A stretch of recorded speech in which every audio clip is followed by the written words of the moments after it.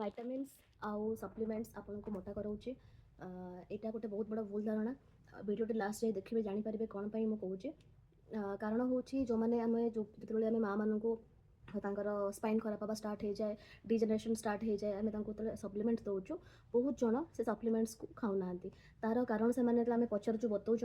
कि जितेबाला आम यहाँ खाऊँ आमर वेट गेन काले हो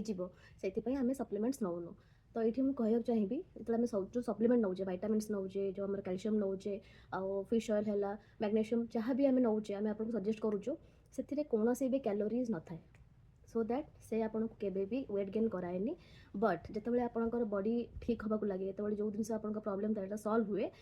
से कौन हुए ना आप एपेटाइट बढ़ी जाए माने हजम शक्ति बढ़ी जाए सो दैट आपको बेसी बेसी भोक लगे तो आप कौन करती बेसी बेसी खाଇବା खाती जोटा कि आम आम ओडिया खाना है आमर इंडियन खाना है कौन आमर कार्बोहाइड्रेट्स बेसी बेसी खाऊे आम जेहेतु घरे से ही आम अवेलेबल थाए सेटा आम बेसी खाऊ तापर कौन हुए ना वेट गेन हो जाए सो दैट आप ब्लेम करते क्या विटामिन्स को सप्लीमेंट्स को बट सेटा बॉडी रिक्वायरमेंट्स को फुलफिल करे जिते आम जहाँ भी रिक्वायरमेंट रोचे बॉडी को फुलफिल करे केबे भी आपको वेट गेन कराएनी तो आप सेकेंड पार्ट में मुझे बतेबी कौन खाइले आप सुस्थ भी रही पारे आप सप्लीमेंट्स जहाँ जहाँ प्रोवाइड होती से गुड़ा भी आप फुलफिल हो पार बहुत टाइम जाके आप सैटाइटी भरी रोक लगभग आउ वेट केमती कंट्रोल